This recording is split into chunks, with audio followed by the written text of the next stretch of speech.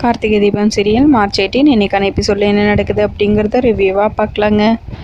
ஆனந்த் தனியாக லேப்டாப்பில் உட்காந்து ஒர்க் பண்ணிகிட்ருக்காங்க. அப்போ கரெக்டாக ரியா வராங்க. ஆனந்த் உங்களுக்கு ஒரு டாஸ்க் அப்படின்னு சொல்லவும் என்ன டாஸ்க்குங்கிறாங்க. அது ஒன்றும் இல்லை, இதை படித்து பார்த்தீங்கன்னா புரியும் அப்படின்னு சொல்லிட்டு ஒரு ஃபார்மை தூக்கி ஆனந்த் கையில் கொடுக்கவும் என்னது இதுங்கிறாங்க ஆனந்த். அதை படித்து பார்க்க கூடவா உங்களுக்கு டைம் இல்லை? சரி கொடுங்க நானே சொல்கிறேன் அப்படின்னு சொல்லிட்டு நாளைக்கு உங்களுக்கும் எனக்கும் ரிஜிஸ்டர் ஆஃபீஸில் ரிஜிஸ்டர் மேரேஜ் நடக்க போகுது, அதுக்கு தான் இது அப்படின்னு ரியா சொல்லவும் என்னது நாளைக்கா? நாளைக்கு எனக்கும் மீனாட்சிக்கும் கல்யாண நாள் அப்படின்னு ஆனந்த் சொல்ல என்ன உங்களுக்கு கல்யாண நாளா? எப்போ நம்ம கல்யாண பேச்சு எடுத்தாலும் அந்த மீனாட்சி குறுக்க வரா. போன வாட்டியும் இப்படி தான் ஆச்சு. கோவிலில் நான் உங்களுக்காக வெயிட் பண்ணியிருந்து கடைசியில் நீங்கள் வரவே இல்லை. நானும் ரொம்ப நொந்து போய் திரும்பி இங்கே வந்துட்டேன். இப்போவும் அதே மாதிரி நாளைக்கு உங்களுக்கு கல்யாண நாள்னு சொல்கிறீங்க, எனக்கு ரொம்ப கஷ்டமாக இருக்குது அப்படின்னு ரியா அளவும். இங்கே பாரு ரியா, நாளைக்கு எங்களுக்கு கல்யாண நாள்னு தான் சொன்னேன். ஆனால் நான் அங்கே போகிறேன்னு சொன்னேன்னா நாளைக்கு உனக்கும் எனக்கும் ரிஜிஸ்டர் ஆஃபீஸில் மேரேஜ் நடக்கும் அப்படின்னு ஆனந்த் சொல்லவும் ரியா அப்படியே ஆனந்தோட தோளில் சாஞ்சிக்கிட்டு லைட்டாக அலறாங்க. ஆனந்த் என்னடா பண்ணுறது அப்படின்னு முழிச்சுக்கிட்டே நிற்கிறாரு. அடுத்ததான் தீபா மீனாட்சி 2 பேரும் சேர்ந்து தீபாவோட மொத்த ஃபேமிலிக்காக சமைக்கிறாங்க. அக்கா, எங்கள் அப்பா அம்மாவுக்கு நான் என் கையால் பார்த்து சமைச்சிருக்கேன். கண்டிப்பாக உங்களுக்கு எல்லாமே ரொம்ப பிடிக்கும். எனக்கு ரொம்ப சந்தோஷமாக இருக்குது அப்படின்னு சொல்லி ரொம்ப சந்தோஷமாக எல்லாத்தையும் எடுத்து வச்சுட்டு அதுக்கப்புறம் பேக் பண்ணி அவுட் ஹவுஸ்க்கு எடுத்துகிட்டு போகலாம் அப்படின்னு மீனாட்சி தீபா 2 பேரும் கிளம்புறாங்க. கரெக்டாக ஐஸ்வர்யாவும் அவங்க அம்மாவும் வராங்க. என்ன கேரியரெல்லாம் ரொம்ப பெருசாக இருக்குது, உங்கள் அப்பா அம்மாக்கா? அது எப்படி? வீட்டை விற்று உனக்கு உங்கள் அப்பா சீர் செஞ்சார், அதுக்கப்புறம் உங்கள் அப்பாவுக்கு அட்டாக் வருமா, அதுக்கப்புறம் நீங்கள் போகிறதுக்கு இடம் இல்லாமல் தெருவில் வந்து நிற்பீங்களா? கரெக்டாக கார்த்திக் மாப்பிள்ளை வந்து அதுக்கப்புறம் கார்த்திக் மாப்பிள்ளை வந்து உங்களை இங்கே தங்க வைக்கலான்னு கூட்டிகிட்டு வருவாராமா. எவ்வளோ பெரிய ட்ராமா! எல்லாம் எங்கேருந்து வந்திருக்கும்? எல்லாம் உங்கள் அம்மா கற்றுக் கொடுத்ததாக தான் இருக்கும். எப்படி அழகாக ஸ்கெட்சு போட்டு கார்த்திக் மாப்பிள்ளையை ஏமாற்றிருக்கீங்க. நகை வாங்குறதுக்கு கூட கார்த்திக் மாப்பிள்ளை கிட்ட பணத்தை வாங்கிட்டு போய் உங்கள் அப்பா கிட்ட கொடுத்து அவர் கையாலேயே வாங்கிட்டு வந்து கொடுத்த மாதிரி பண்ணி வச்சுருக்கீங்க அப்படின்னு ஐஸ்வர்யாவோட அம்மாவும் ஐஸ்வர்யாவும் பேசவும் இங்கே பாருங்கள், இதுக்கு மேலே நான் பொறுமையாக இருக்க மாட்டேன்.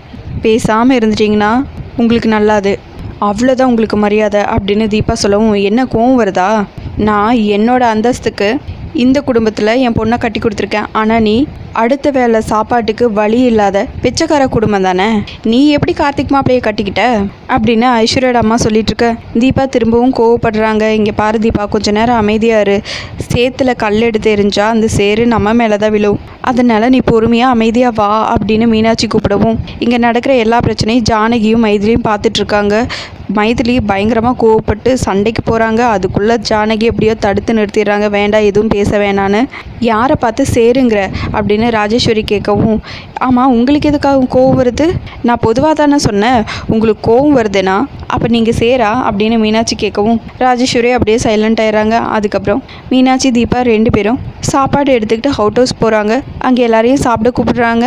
மைதிலி ஜானகி 2 பேரும் அப்படியே தயங்கிட்டே நிற்கிறாங்க. வாங்க சாப்பிட்லாம் அப்படின்னு கூப்பிடுறாங்க. தீபா, எங்களுக்கு வேணாம்மா, பசிக்கல. அங்கே அவங்க பேசினது கேட்டதுமே மனசெல்லாம் நிறைஞ்சு போச்சு அப்படின்னு ஜானகி சொல்ல அவங்க என்னமோ பேசிட்டு போகிறாங்க. என் புருஷனும் என் மாமியாரும் நீங்கள் இங்கே தங்குறதுல ஏதாவது ஒரு சின்ன மறுப்பு தெரிவித்தாங்களா? இல்லை, நீங்கள் அதை மட்டும் எடுத்துக்கோங்க. ஏன் நீங்கள் இங்கே தங்குறது மீனாட்சி அக்காவுக்கு பிடிக்கலன்னா கூட அது எந்த பிரச்சனையும் இல்லை. என் புருஷனும் மாமியாருக்கும் சங்கடமாக இருந்தால் தான் அது பிரச்சனை. நீங்கள் இது எல்லாத்தையும் ஃப்ரீயாக விடுங்க. நீங்கள் முதல்ல உட்காருங்க, சாப்பிட்லாம், நான் போய் அப்பாவை கூட்டிகிட்டு வரேன் அப்படின்னு தீபா கிளம்பவும் இல்லை அப்பா தூங்குறாரு அப்படின்னு இனியன் சொல்ல சரி நீங்கள் 3 பேரும் சாப்பிடுங்க அப்படின்னு சொல்லிட்டு அவங்க 3 பேர்த்துக்கும் சாப்பாடெல்லாம் எடுத்து வைக்கிறாங்க. தீபா, ஜானகி, மைதிலி 2 பேரும் அப்படியே ஒரு சின்ன வருத்தத்தோடையே சாப்பிட்றாங்க. அடுத்ததாக தீபா கண்ணாடி முன்னாடி உட்காந்து பூவெல்லாம் வச்சுட்ருக்காங்க. அதுக்கப்புறம் ட்ராவை ஓப்பன் பண்ணுறாங்க. அங்கே பார்த்தா ஒரு க்ரீட்டிங் கார்டில் மன்னித்து விட்டேன் அப்படின்னு சொல்லிட்டு எழுதியிருக்கவும் ரொம்ப சந்தோஷமாக தீபா வெளியே அதை எடுத்துகிட்டே வராங்க. கரெக்டாக கார்த்தியும் வராங்க. சார், நீங்கள் மன்னிச்சிட்டிங்களா? என்ன நீங்கள் தானே எழுதுனீங்க இதை அப்படின்னு தீபா கேட்கவும் ஆமாம், நான் தான் எழுதினேங்கிறாங்க கார்த்தி. சரி, இந்த ஒரு வார்த்தை உங்கள் வாயிலிருந்து வராதா அப்படின்னு எவ்வளோ ஏங்கியிருக்கேன்னு தெரியுமா? எனக்கு ரொம்ப சந்தோஷமாக இருக்குது. ஆமாம், எதனால் நீங்கள் இதை எழுதி வச்சிங்க? எங்கள் அப்பாவுக்கு உடம்பு சரியில்லைங்கிறனாலையா அப்படின்னு தீபா கேட்கவும் ஆமாம், இப்போ உங்களுக்கு என்ன காரணம் தெரியணும் அவ்வளோதானே அப்படின்னு சொல்லிட்டு போய் அந்த இன்விடேஷன் எடுத்துகிட்டு வந்து தீபா கையில் கொடுக்குறாங்க. தீபா நட்சத்திரோட பேரை அடிச்சுட்டு அவங்க பேர் எழுதியிருக்காங்க இல்லையா, அதை பார்த்ததுமே தீபாவுக்கு புரிஞ்சிருது. அதோட எபிசோடு முடிச்சிருக்காங்க. உங்களுக்கு இந்த வீடியோ பிடிச்சிருந்தா லைக் அண்ட் சப்ஸ்கிரைப் பண்ணி நம்ம சேனல் சப்போர்ட் பண்ணுங்கள். தேங்க்யூ.